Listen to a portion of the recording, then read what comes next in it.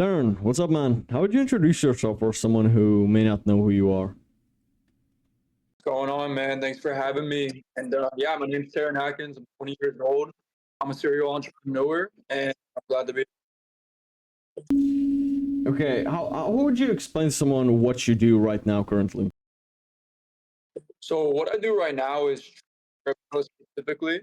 I also am involved in marketing crypto a little bit, but right now, pretty much just trading. Mm, okay, we're gonna get into all the crypto later, but I wanted to start from the beginning. So, what was your childhood like? How did you grow up? Honestly, I was raised in a pretty good household, just middle class with both my Mm, parents. They were able to provide a roof over my head, give me food to eat. I was pretty well taken care of, which definitely helped, with my upbringing. Getting into all this, I had a great support system. mm. So, what did you want to do as a kid? Like, did you ever like think about you were gonna go the 9 to 5 route, or did you already know like, okay, I don't want to work for somebody. I don't want to go to a regular college, then 9 to 5 route and make maybe 100K a year, and that'd be the highlight of my life. What did you imagine yourself doing when you were, let's say, 15, something like that? Yeah, so honestly, I'm the first business owner in my family. So just looking up to, what my parents have had to go through and all the work that they're putting in to, make a decent salary, but nothing crazy, right? We're still Mm, having to make car payment, mortgage payment, all this sort of stuff. I wanted to be the first one to kind of like break out of that cycle. And mm, especially where I live, just seeing a few other people that, have broken out of that cycle, it's like, wow, this is really possible. So I knew kind of from the start that, the traditional route of a 9 to 5, college wasn't for me. I did work a 9 to 5, which we could get into later. mm, But I knew that's not what I wanted long term. yeah. So, did you do any like before you got into crypto? We're gonna talk about when you first got into crypto, but did you like try a tons of different shit, like there were tons of different business idea, business models before that? Did you try a lot of different stuff before? Yeah, so how I kind of got it started and everything was reselling Mm, a certain product on Facebook Marketplace, which got me out of my 9 to 5 working as a busboy. And that kind of gave me, the capital and the freedom that I needed to start really expanding into other things. Even after my first bull run with crypto, I was still trying to expand. I tried Amazon FBA, drop shipping, but at the end of the day, it all, kind of to crypto because that's mm. what worked best for me. But yeah, I've definitely tried. Yeah. So what like 9 to 5s were you working like, when you were young? Yeah, so I was a busboy, picking up dishes, taking out the trash. Um, just because my parents wanted me to get a job, I had to pay for gas Mm, or stuff when I wanted it, and it really made me realize this is not what I wanted for the rest of my life. mm, And I'm working super hard for $15 an hour, and I'm seeing all these guys drive around in Lambos with the Rolexes on, and I'm like, wow, this is not going to get me to where they are, which is where I wanted to be. And mm. yeah, so that's the only thought that I've had. So do you think like it's because you see nowadays a lot of guys that, and I wish them this, okay, but they get really rich at like 15, 16, and they never even got the chance to experience 9 to 5 or anything like that. I'm 17 myself. I had like one job in the past, and it's like, do you think that that is valuable? Do you think like having a 9 to 5 in your one period of your life is valuable? 100%. I mean, one, it makes everything so much sweeter once you get out of Mm, it and makes you appreciate it a lot more. Like, wow, I was really sitting here working an hour for $15, and now in an yeah. hour I can make an unlimited amount of money. And it also gives you some sort of motivation to, push yourself to get in a better position. So I think it's a super valuable lesson and something. I mean, obviously, if you're making good money, don't go back and work a 9 to 5. But it's a good starting place to build up some capital and really, realize this is not what I want to do. Let me get out. Let me figure out a way, and use that as kind of motivation. So. So let's get into crypto now. How did you first get into crypto? So crazy stories. Obviously, I saw the whole NFT craze. This was around when I was like 16 years old, and I used to play basketball. And me and my boy got hurt at the same exact time. Never used to really be friends. Like we didn't hang out, outside the court. But we both kind of had a mutual interest in NFTs because we saw all these people making millions of dollars off a picture on the internet. Like, what is this all about? Of course, I'm going to be a little bit curious. And at the time, I was already doing, the reselling stuff like I was talking to you about before. And so we kind of just dove in. I started trying to flip like NFTs on Magic Eden, which was like a big marketplace back in the day. And his boy had connections to people in the NFT space. And we kind of just put those two together and took it, ran with it. And that was like the first introduction to the whole crypto space, if you want to call it that. Interesting. So you were using the money from your 9 to 5 to put into crypto at first? Yeah. So my 9 to 5 money and the money that I was making from reselling. And the one thing that was super appealing to me about crypto is that you didn't need a lot of money to make crazy returns. Like it's the only space where you can start with, a couple $100 and get lucky, flip that into, a few thousand and then really take off from there. So I knew for like my circumstance and what I was trying to achieve with what I had at the time, it was a good route to at least try to explore. You know what I mean? Yeah, I get that. So how would you say like the crypto space has changed since then? Like if the old you was spit in 2025 marketing in crypto, like we had a couple of days ago, the president of Argentina rug pull his coin and crazy stuff like this happening. How would you think he would have reacted to all this stuff? And how would you say it's changed since then? Well, first things first, I would say one thing that stayed the same is crypto. I like to tell everybody it's kind of like a minefield, but except this minefield has a crazy pot of gold at the end. So if you can navigate through all those mines and you make your way through the field, at the end of it, there's a reward that literally no other business model is going to be able to provide. That being said, it probably has the most difficult journey to get there, even with, like you said, the president of Argentina rugging a meme coin. I mean, who would have ever thought, right? But the one thing that has changed is I feel like we're heading towards some sort of mass adoption. Obviously, in the US, we have a pro crypto president now, which is like the first time in history that we've ever had a president be pro crypto, drop his own coin, which is pretty crazy. But as for like the risk factor, I feel like it's kind of stayed the same, to be honest with you. Like it's a super risky, volatile space, but with an extremely high upside that no other business has. So what do you think is like one like misconception or lie about crypto, like non-crypto people like think? Because some people keep thinking like it's just gambling, and I've been in crypto in the last 5 months. There's like a strategy to it, okay? And there's also like nobody's 100% profitable, okay? That's like the first thing. Nobody's 100% profitable. But the thing is, you can be a better trader. And what is like the biggest lie about crypto that non-crypto people believe? I would say the biggest lie, and especially from like older people that, ask me what I do, like, my parents' friends or even my parents when I was first starting, is like, oh, it's just some made up digital currency that's online. You can't really, convert that to real money. It's all fake, imaginary. And, you kind of got to open their eyes, especially, like I said, I'm the first business owner in my family. My parents have never heard of anything like this in their life. I'm like, Mom, look at this. I just made $30,000, converted it, put it in a bank account, and look, it turned into real United States dollars. So I would say that's the one misconception for people that aren't in crypto and that I hear all the time is it's just some fake money that you can't really pull out, and convert it into something like a real life asset.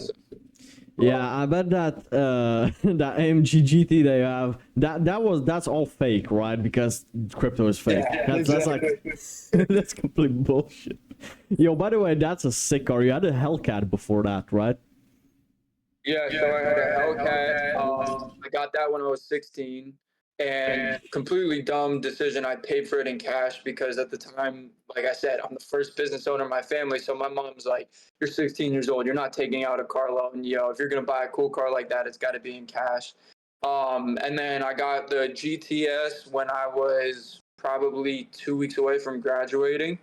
And then I picked up a little black A class, and then I just got a 2021 S580, and then I bought my girl a car as well.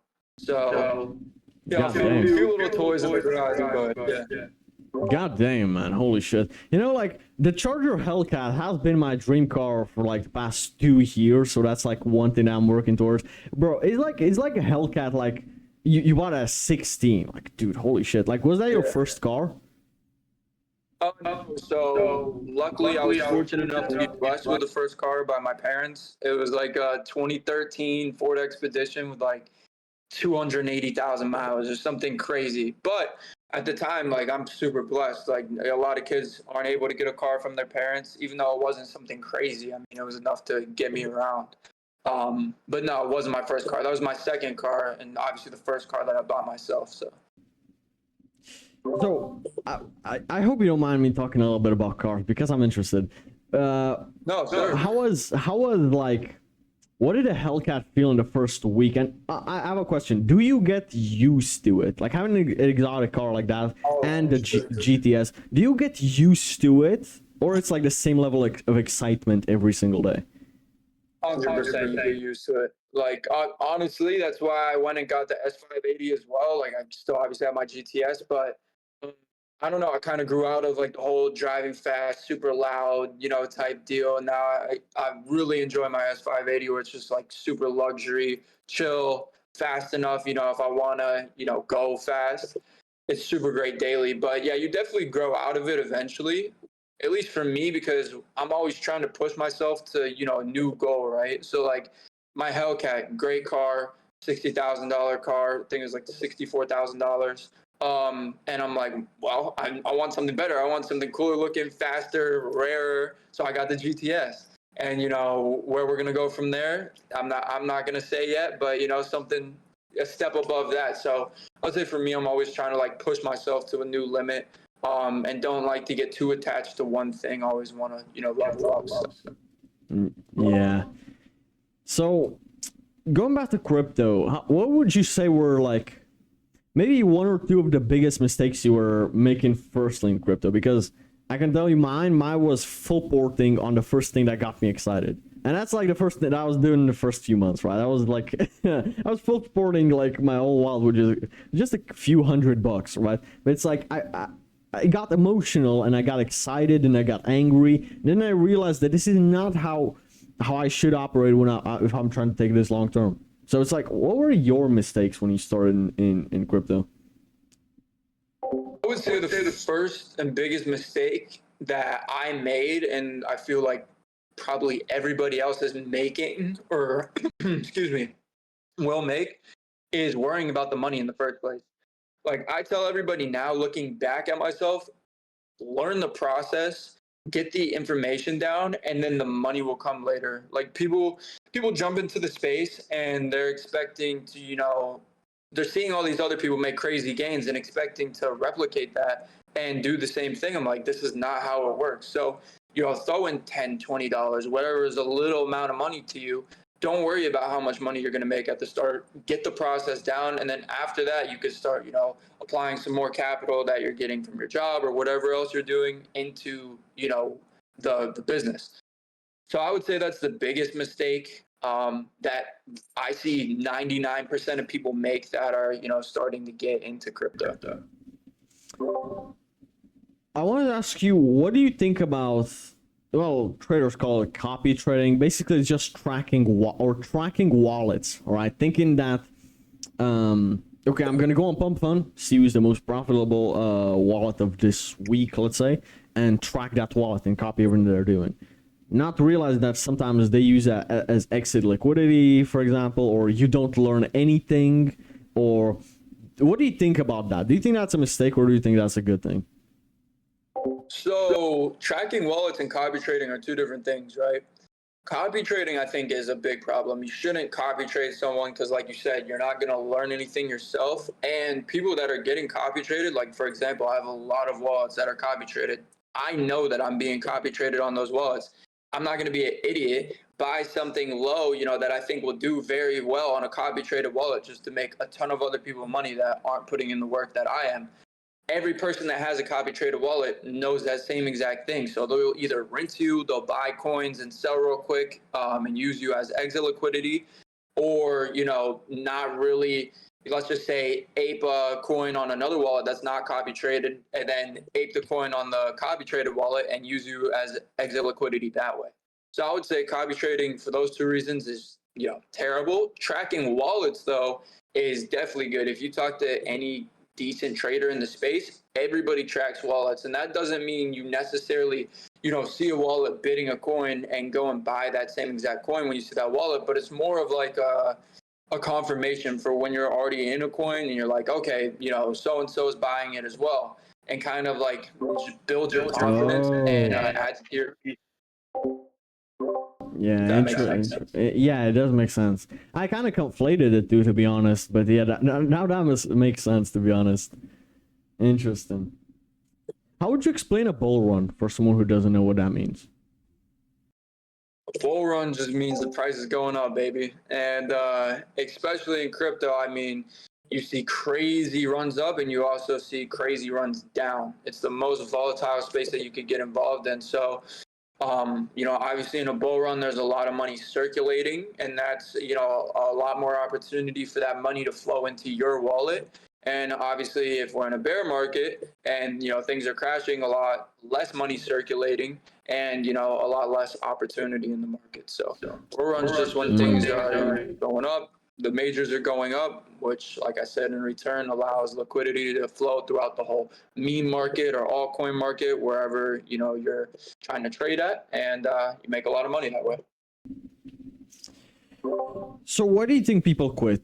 Then a lot of people just get too pissed off, or revenge trade, which that's probably the stupidest mistake I also did, is a revenge trade. Okay, I lost more money, so I gotta make it back. So I full ported and in hopes of making it back, basically like gamblers do, to be honest.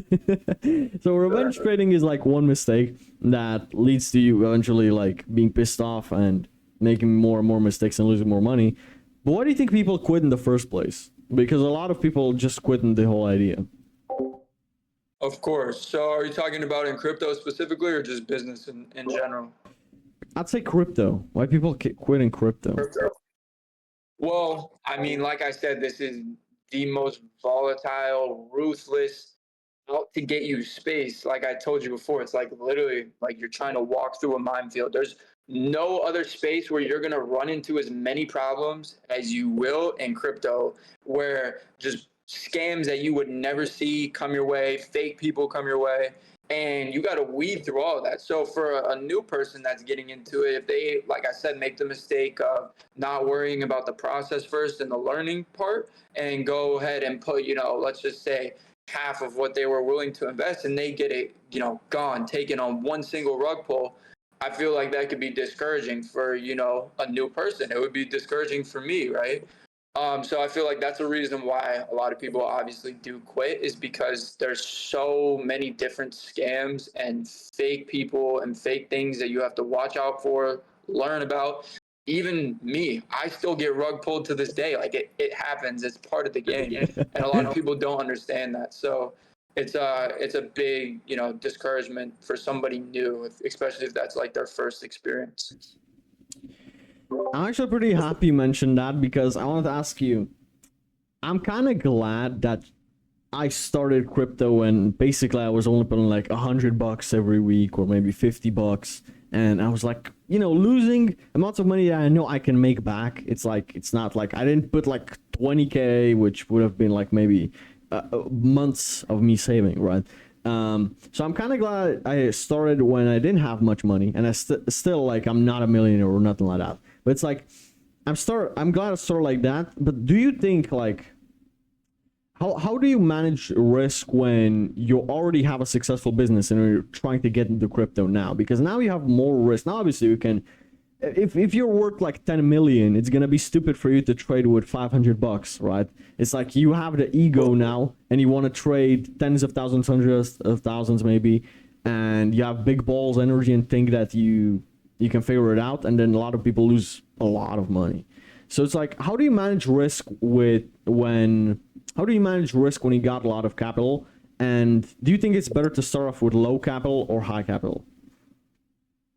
Yeah, so luckily for me, just like yourself, like I started with not a lot of money, right? Which kind of forced me back into what I was saying before of like learning the process, navigating the minefield without, I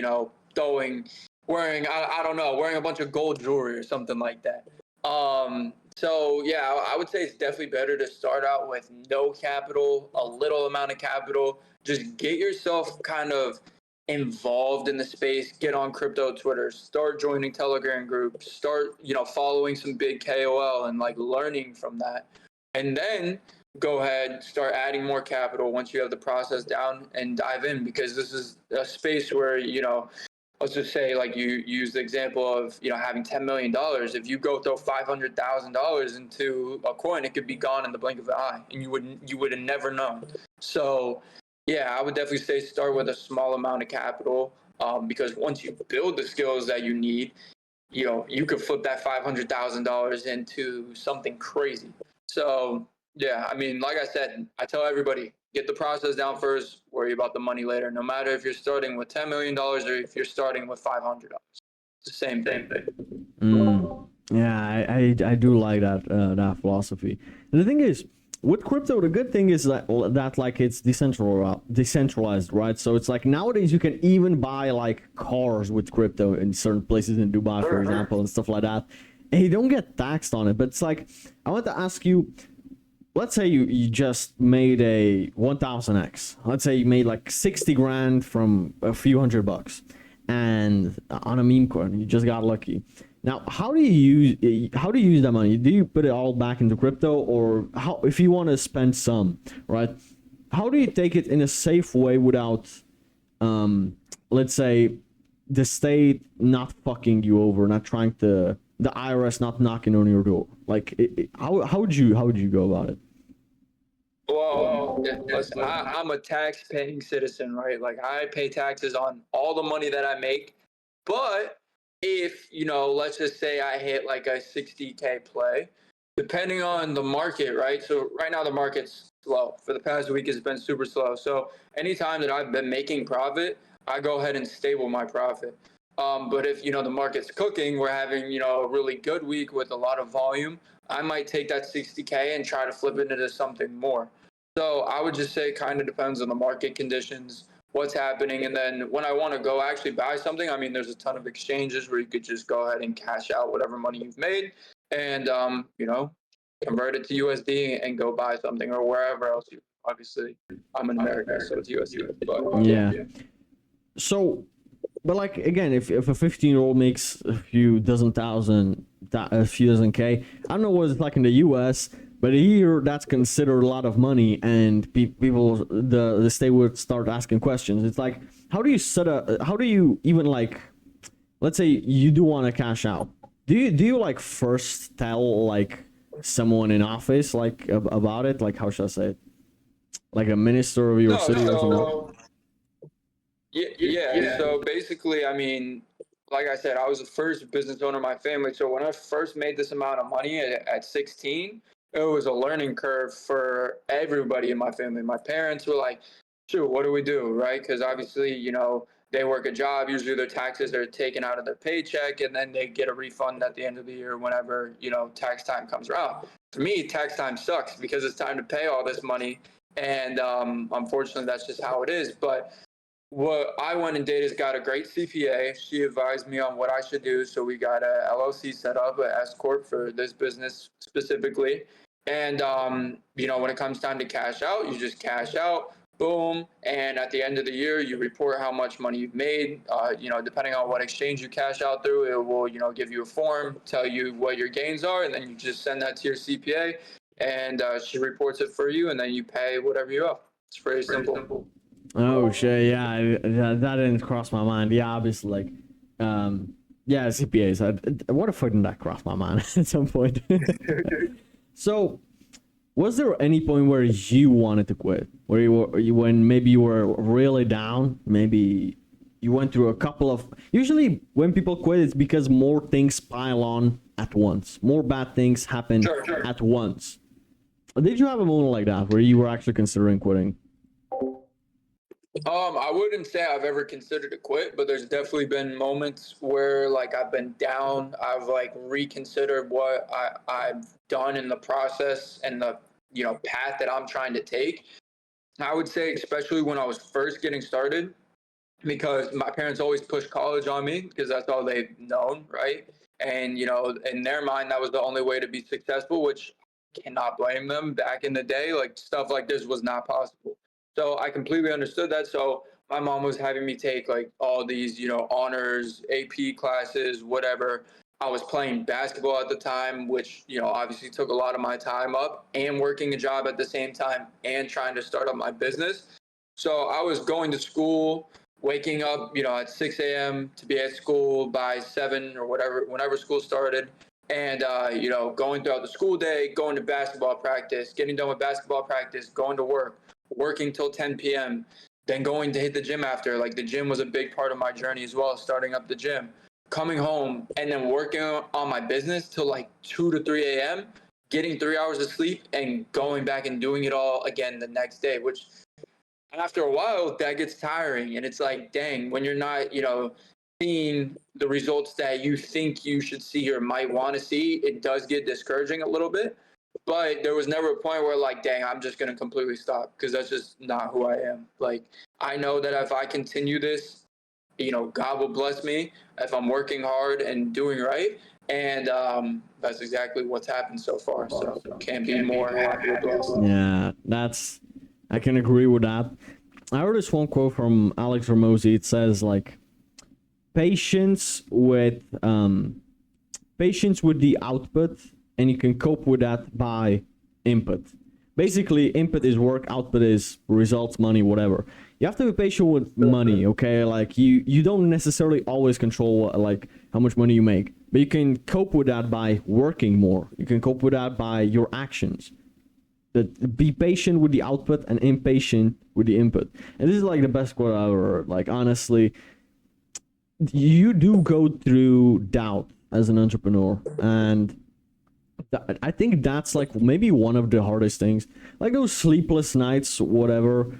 I have had those nights when I have to wake up at 1 a.m. because I had a podcast within time zones, and then some other stuff came up, right? I had those times too, but I wouldn't say that's the hardest thing. I would say that after you put in all that work, doubting yourself is probably the hardest part about it, if you can relate to that.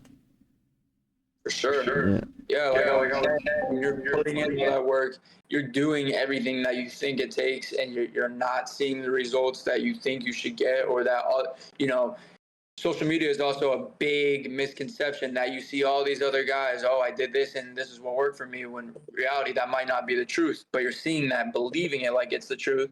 It can be very discouraging, and I definitely ran into that. But like I said, it wasn't in my DNA to, stop.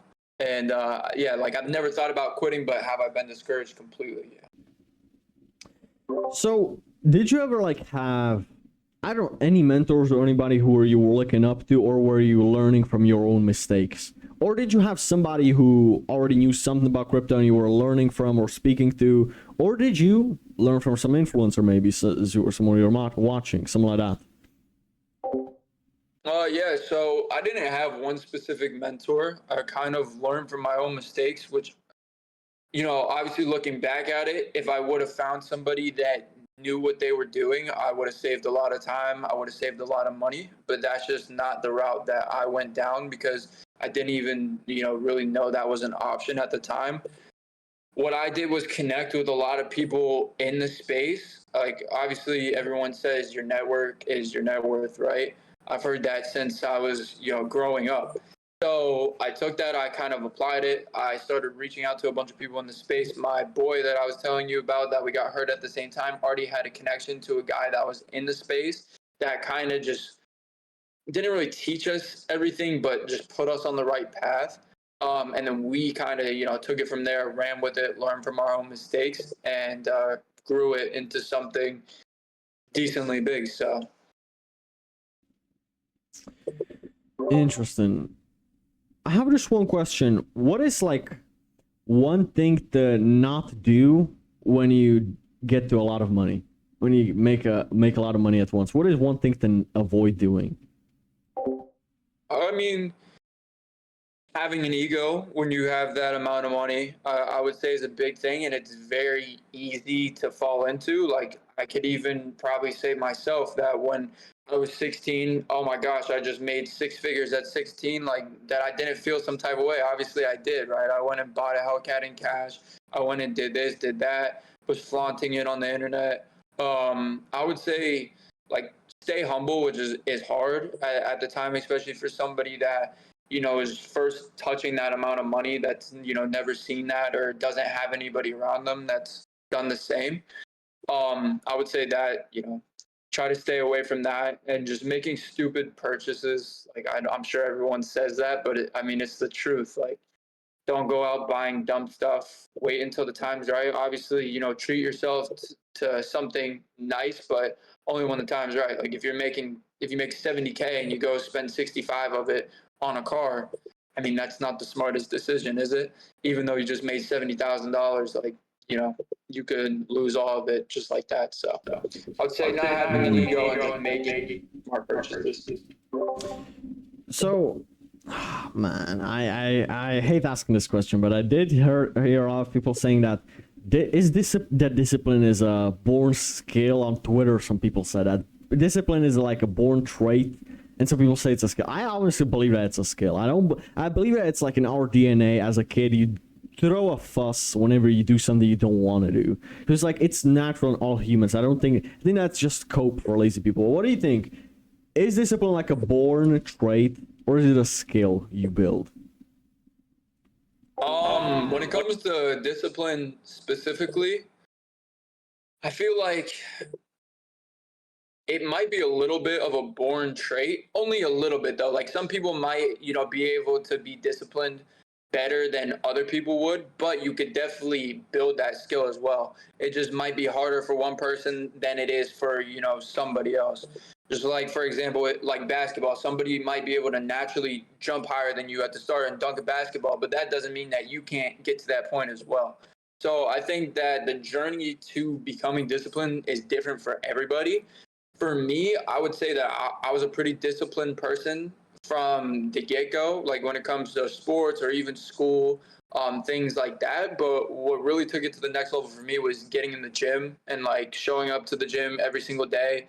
You learn a lot of lessons, delayed results, gratification, and obviously you have to, go through some pain to, get some gains. So for me, the gym was a big building block and, building moment to really lock in and get the discipline that I needed to obviously do what I've done so far. So, What is the difference behind thinking big and, oh my fucking god, I hate this when people use this word, but being realistic? What do you think is like the difference between thinking big and being realistic? I mean, obviously there are a lot of like 14-year-old kids thinking they are gonna become a millionaire within fucking a month, right? And like obviously with business, that's not really happening. Okay, now with crypto, might just happen like the next chill guy. Okay, whatever. You don't you don't actually know, but thinking realistically, what is the difference between thinking big and being realistic at the same time? I mean, I think you could do both. And obviously, like, it depends what type of person you are. So, like, the first goal that I set for myself was making $100,000. at the time, that was thinking big, right? Like, oh my gosh, making $100,000 to me was, super big at the time, but it was also realistic because I made it happen, right? So I think there's a fine balance between the two. Obviously, if you're telling yourself, oh, I need to make $10 million tomorrow, like that's pretty unrealistic. It's most likely not going to happen. So I think for anybody that's getting started off, obviously setting goals is a great thing. Everyone should set goals, but do both and find that like fine line of making it realistic, but also pushing yourself to, something that you think at the time is, a bigger amount. Because if you think too big and you don't hit your goal, a lot of times that's going to be discouraging for people, right? And they're like, dang, I told myself I'm going to make $500,000 this month and I only made 10. I'm going to quit or something like that. So yeah, just find the fine line, the balance between the two, and I think you'll be good. Yeah, I feel like a lot of people have that threshold completely because, for example, they never tried, so they don't know what to expect. So they have that threshold all the way up, for example. But one quote I heard from Ali Ibrahim, and I will always like remember this one, is set systems for your goals, which means, okay, there's the first guy who says I'm gonna make 100 grand by the end of May, let's say. Now there's a second guy who says I'm gonna make 100. I'm gonna keep learning about crypto every single day, something new. I'm gonna try to apply it, and I'm gonna keep failing until I make 100K. I'm gonna keep learning, and I'm gonna keep doing actions until I hit 100K. Now, if that first kid doesn't hit it by May, he's gonna be pissed off. He's gonna be more likely to quit. Whereas the second guy who set the system until I hit 100K, might even hit it quicker than the first guy with a deadline on it. What do you think about this? I agree completely. Like I told you earlier, like getting the process down is the most important thing. So, you could tell yourself, okay, rather than a money goal, my goal today is going to be spend 2 hours, learning about crypto, or go follow 50 influencers and read through 10 of their tweets each. And when you do that, the money's going to come. Like the money will be there. It's just, getting through the grind, the work that you need to put in, the knowledge that you have to learn, the connections that you need to make. And yeah, I definitely agree. Like setting a goal of that nature rather than just like a money goal and a deadline is probably more beneficial than, like you said, saying, "Oh, I'm gonna make 100K by May" or whatever. So Yeah, and I do absolutely agree with everything you said so far, man. So we discussed even like discipline and a lot of that stuff. But how do you know like when is a good time to treat yourself, let's say? Because a lot of people, for example, they try to, as you mentioned before, like buy something with 95% of the money they made, which in my opinion, again, that might not be the best decision. But then some people stay in the trenches, which is good. You should always do that. But also, I do believe that like buying a car is good for your subconscious because it's a physical result of your work, which you're being reminded of every single day. Would you agree? 100%. Like, I don't know. I'll even have I'm still guilty of this. Like, I'll even have my girlfriend tell me, I'll have a great day. I'll make a lot of money in one day. And when it's on the screen, it really feels like nothing. Like, it feels almost just like a game. You know what I mean? And I'm very appreciative of what I have. But a lot of times, let's just say, for example, this week, things have been a lot slower. I haven't took as many trades just because the market hasn't presented a bunch of opportunities. Sometimes you gotta like sit back and seeing things like my cars in my garage or the jewelry that I have or the watches or what I've been able to buy my girlfriend, my mom, my dad, like things that are real life that I've been able to, enjoy the fruits of my labor from kind of remind me like, dang, okay, like I'm super blessed. I'm grateful to have, this opportunity and the money that I've been, blessed with and made. So yeah, I would definitely, say that. What are like the best places you visited? I saw you've been in Dubai, and You're in Florida right now, right? Or you're in Florida. Yeah, I'm in Florida. Yeah. What are like the best places you've been to? Dubai. You said it. Dubai is like hands down the best place that I've been to. I would say for everybody that has an opportunity to go, 100% take it. It's like the cleanest place that you could ever go to. The only thing that sucks is the heat, but I live in Florida, like I'm used to the heat. And a ton of connections out there as well. Everybody's about business out there, and especially in my industry, crypto. There's a million crypto guys out there that are really about what they say they are. Like I'm in Florida. I'm not really a big city guy like Miami and all this stuff because there's a lot of fake people, fake image out there, and a lot of crypto guys or gurus that I'll run into out there. It's like you don't do this for real.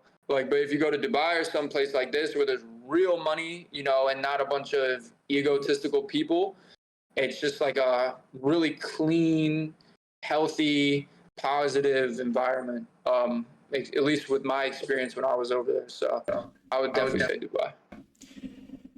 I'm glad you mentioned networking because I want to touch upon this. A lot of guys, I find it pretty corny to be honest. Like the lone wolf type of stuff. I don't know. I don't want any help I can do. I'll be self-made. Like yes, you'll be self-made, but it's a bro. Like this is like the school mentality like put into you that if you ask your friend for help, that's cheating in a test, for example, or whatever. Whereas in real life, you provide value to other people and they provide value back, and that's like networking. But it's like, what do you think about the guys that are trying to figure out all about themselves? Like, did that ever cross your mind? Because I'm gonna be honest, I used to think that when I was like 15, and I'm glad I got over that real quick. But in my opinion, that's just stupid. Yeah. So I would say it depends. So, like for example, I'm not going to surround myself by a bunch of people that are doing things that don't involve my goals, like going out partying every night, doing this and that. Like I'm not gonna go just be friends with them and conversate about, stuff like this because of the choices that they make. But if you find the right people that share, an interest, like I said, my two friends that I started this with, or all the people that I've networked with along, my journey, obviously, like I said, network is your net worth. People don't tell you that for, just no reason. It's because it's the truth. So going out, meeting people that have the same ambitions, the same goals as you, that are involved in the same industry as you, it's super beneficial to go network with them, talk to them, pick their brain. You provide value, they provide value back. That's how everybody grows together. And just trying to do it all solely by yourself, you're just shooting yourself in the foot. Like it would just be stupid to do. But choose the right people to bring around you and try to make your goals happen. Don't choose some idiot doing things that obviously aren't going to get them to that point, and that can bring you down as well. Yeah. What is your why? My why? I would just say to have the freedom to go do whatever I want, whenever I want, make generational wealth, be able to provide for my parents, my brother, my girlfriend, help my friends out along the journey. I would say that's my why. Like I said, I'm very lucky to have a super nice household, an upbringing. Like it's not like I'm trying to, get my family out of the trenches or something like that. My parents do completely fine, by themselves. But to be able to just, help out, and like I said, not I hate being told no. Like if I'm like, oh, I can't go buy this car even though I want it, I hate that. Like I want to be able to do whatever I want whenever I want. So I would say that's probably my why I do this. Mm. Do you have haters? Oh, of course. Yeah. What do they say? What can they say? Go ahead. Like, what can they even say? What do your haters say? So, especially in like high school and like when I was first starting to see some progress and a good amount of money, me and my friends got called everything under the sun. Scammers, we do tax fraud, like just the most random BS. Even my parents' friends, some of my parents' friends, I mean, they would make up the craziest stuff about me, like how I'm coming out with this money. I'm a drug dealer, like just the craziest stuff. And I'm like, just because I've done this, and especially at a young age, there's a lot of jealousy, which turns into hatred. And, you know, you have things that people want, and they just want to say, you know, shut that off in their mind that this is possible to do, and make every excuse, you know, why they can't do it themselves. So, I mean, of course, there's going to be haters, but I mean, that's how you know you're doing something right. When you got, you know, some bums hating on you, yeah, you're probably taking a step in the right direction. I heard like this quote from Myron Gaines when he said, "The reason why people that used to know you now say, 'Oh, you've changed,' and they hate on you, is because you're shining a direct spotlight on their inadequacies." And that's a real quote, because I've experienced this, especially in the gym when I started, for example, doing coaching. And in middle school, I was like 15 still, in like the last grade. In us, it's ninth grade, and there was like this fat guy, and I used to be the fat kid with him. So there were two fatties in the class, and he said that me going to the gym is cringe. I was like, how is somebody trying to improve their health cringe and like bad? So he was trying, basically, he was insecure that I was actually doing something and he decided not to. 2 years later, he likes my my Instagram stories to this day, and it's like I saw a friend turn like just pure evil because I decided to do something with my body, with my health. And eventually, I'm pretty sure that there are a lot of people that used to know me that thought this podcast is a bullshit, that I got into crypto is bad, that me starting coaching is bad. They thought these things. I'm sure that happens, but why do you think people even like put the energy and time out of their day into like somebody hating somebody, anybody? Because a lot of, basically everybody nowadays has some following, has someone hating on them. I'm like wondering, where do these people come from? What motivates them? I mean, I would say they're probably just insecure about themselves and the position that they're in. And unfortunately, you know, rather than trying to bring that person up, they want to try to bring them down to make themselves, you know, feel better about themselves and the position that they're in. Like, oh, you know, this guy says he's making $100,000. No way. This must be daddy's money. There's no possible way that, you know, anybody could even do this, just because they might be stuck working a 9 to 5 job. They might be only making $20 an hour, you know, living paycheck to paycheck. So I feel like it's a way for people to cope a lot. At least from my experience and like the haters that I've had, it's just like a big cope.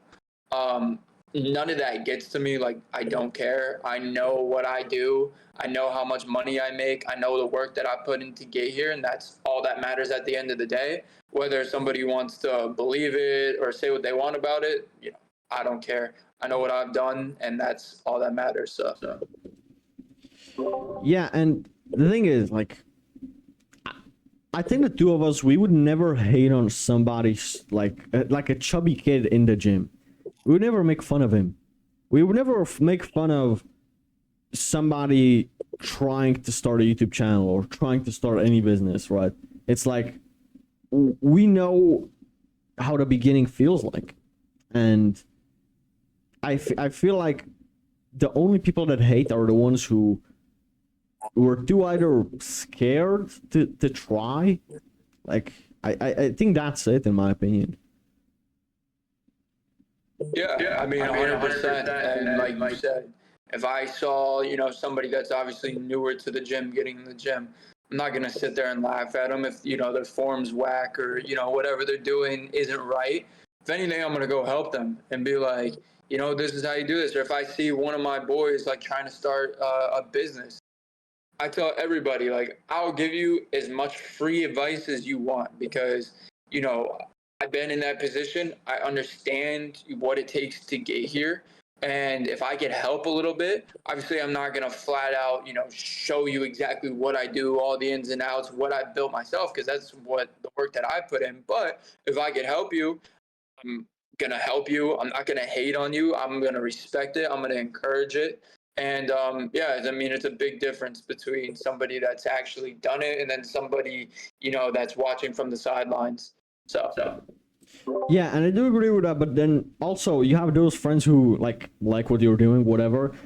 But then they keep. I have experienced this with friends that ask like, how do I start, or like, how do I do something, and it's like you give them advice, and then you look at a month later and they still have not put up their offer. They still have not even made a phantom wallet. They still have not even done anything, any step, and they are not action takers, and they just want to ask, but then they don't use the advice you give them. And I feel like that was a waste of your time and their time too. But what do you think people don't take action in general? I would say some people, you just gotta want it bad enough. Like if you don't want it bad enough, there's one friend in particular that I could, that just comes to mind when you bring that up. That I've offered to literally show him, hold his hand, throughout the whole entire process, and try to get him to not where I'm at, but a better position. And he started, and a week later hasn't done anything. And I would say that obviously, if you don't want it bad enough, you could have all the information in the world, you could have the best people advising you, and you're still not going to get anywhere. So you can't help somebody that doesn't want to be helped. They gotta really want it in the first place. I like that you said that. Was it the key to long-term success? Staying consistent, not like I said, it's a big ego thing as well. Like, not having a good week and then like, oh my gosh, I'm the best person ever. Like, no, you still need to show up next week and, continue that same path that you sought after whenever you very first started. Because I see so many people, they'll, for example, in my field, they'll have a 30K wallet one day and then they'll blow their portfolio the next day, right? So just sticking to, what, like I said, what you sought after to achieve and the systems that you put in place, the goals that you set for yourself, just really sticking to the plan and not getting too far off course. Yeah, interesting.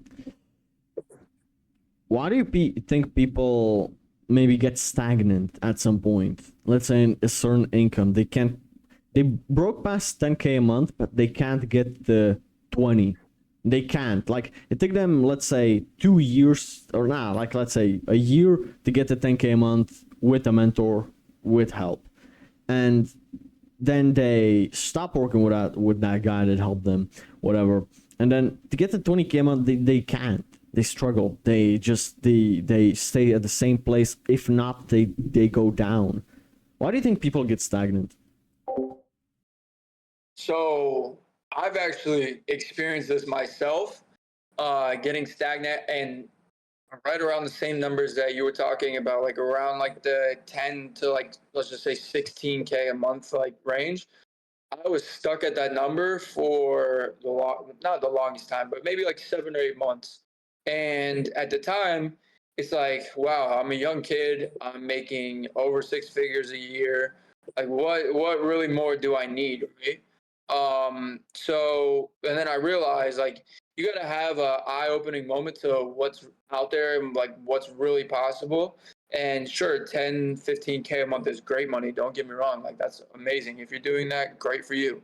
But once you realize, like, wow, this guy's making 300K a month, why can't I do that? And I would just say I kind of got out of that slump and being satisfied with where I was at and push myself to new limits. And, obviously I've achieved a lot, bigger goals. So, yeah, just really pushing yourself to get to the next level.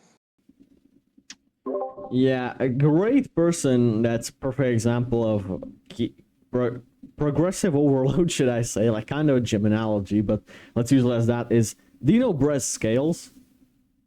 Yeah. Yeah. He he was making like a 19 was making like 100K a month, right? And he said, I want to, I'm gonna be making like 250K a month by the time I'm 20. And he had people like saying that's unrealistic, whatever.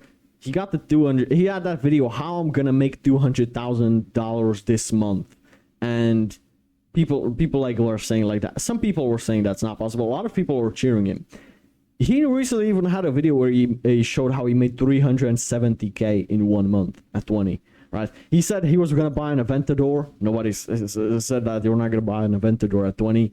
He bought it, right? And it's like that guy did not let people's words limit him, and he kept progressing. And I always like look up to that guy, and I'm trying to find out how does he keep, because there's an interesting question. Do you think it's harder to go from 1 to 10K a month, or to go from 10 to 100K a month? Which do you think is harder? I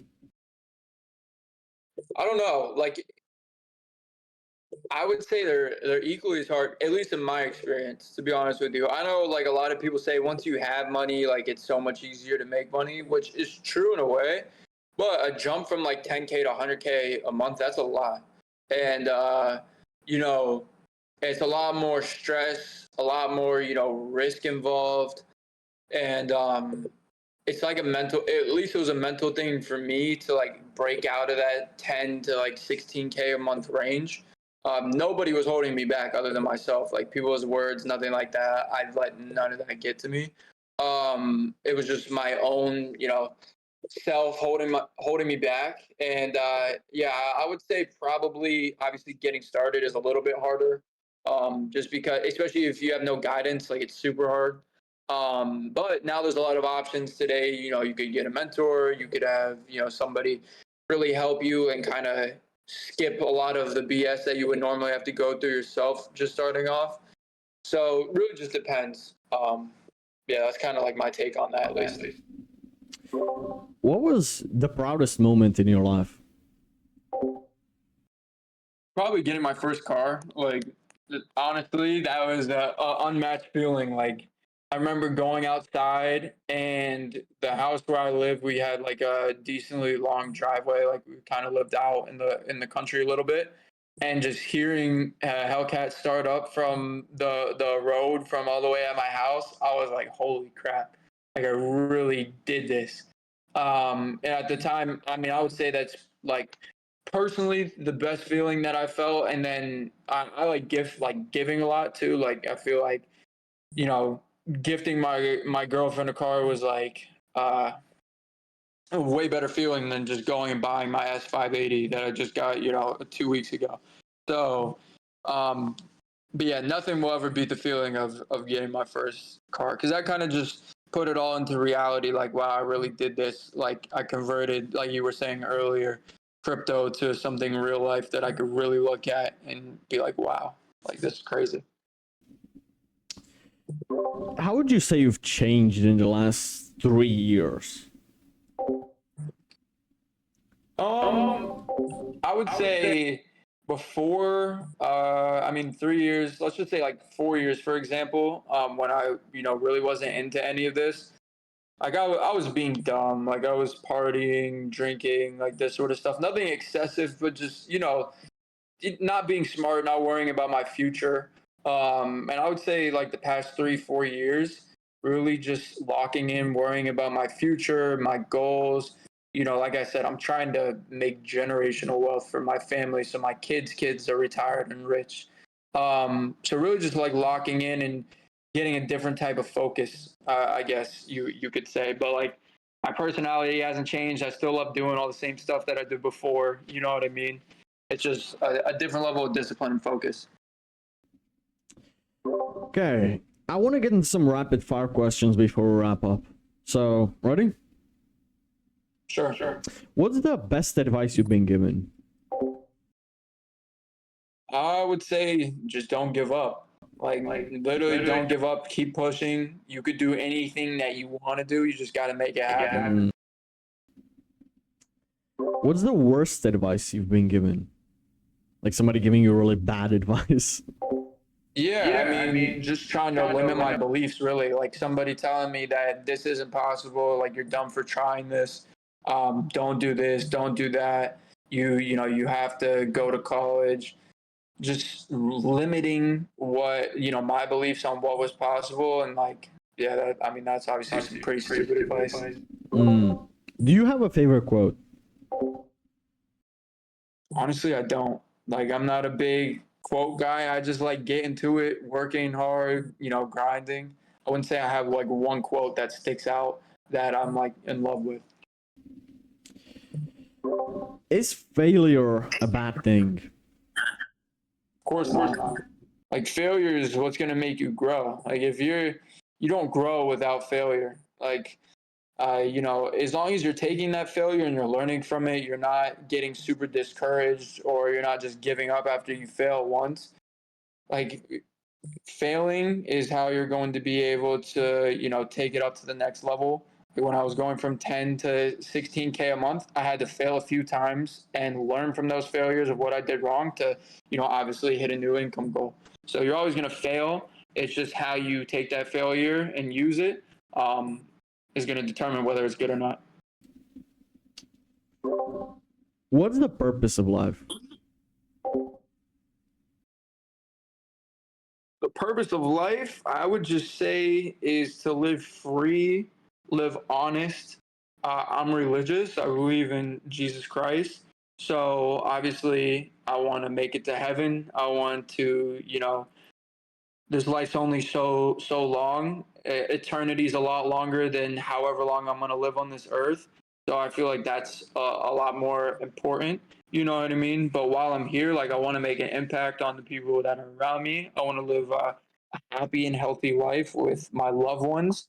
And luckily, money's a tool to kind of be able to do that and take my friends and family to where I want to go, live a life of freedom, and yeah.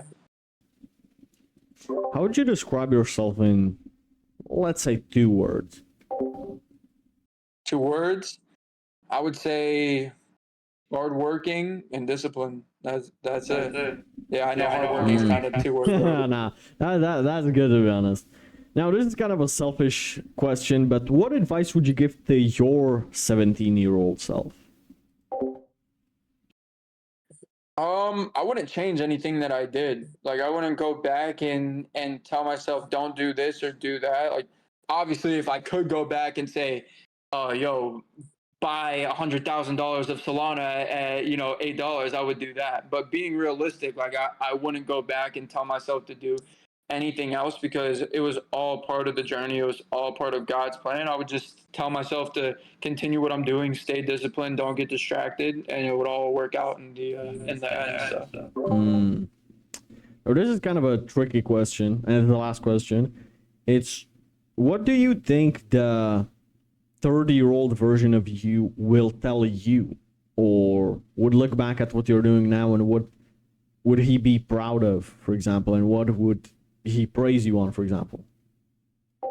of course, I mean, I better be proud of myself at 30 for what I've done.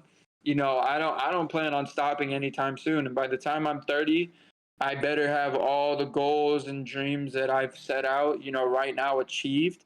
Honestly, hopefully earlier than that. But yeah, I mean, definitely proud of what I've done, even myself now. But I've done stuff that most adults won't do in their lifetime. And I don't know how you couldn't be proud of that. So. Yeah, I absolutely agree with that, man. Like, what you've done is absolutely impressive. Like, thinking about what the majority of people your age are doing, holy shit, dude! Like, you're lapping all of them. Like, you experienced life which they won't in the next 10 years, which is like crazy. And man, you should be proud of yourself. What's next for you? What are you doing the next few months? I would say what's next. I want to get back into content. Like I told you before we even got on this interview. Like I never do interviews. I never really speak about exactly what I do. I used to do that. I used to put everything out there on social media, but I took a huge break from that, and I want to get back into that, but with a different twist. Like I want to just inspire more people. Like that's the one thing I miss about it is like inspiring a bunch of people, you know, being somebody that I have a lot of kids that are like, I have a younger brother, like my brother's age, you know, telling me, wow, like I look up to what you do and like what you have accomplished. And even people that are my age that I've went to school with as well. And like knowing that those are just people that know me in person. But when I was doing social media, like other people were feeling the same way. Um, you know, if I could help other people start their journey and be some sort of not even a role model, but somebody to just look at and say, wow, this is possible and open their eyes, I want to be able to do that. So definitely get back on social media and yeah, be like an inspiration, I guess. Where can people find you? Instagram, Terren Atkins on Instagram. That's the best place. I mean, I don't have a appointment setter or any of this BS. If you're talking to me, it's really me. Yeah, I would say Instagram is the best place to kind of keep up with, you know, what's going on in my life. Yeah. Well, Terren, thanks for taking the time of your day for this. This was an amazing podcast. I learned a lot, actually. I believe that this was very valuable to a lot of people. So, listen, man, guys, thanks a lot for watching till the end, and I'll see you all on the next one. Dude, Awesome. this was amazing.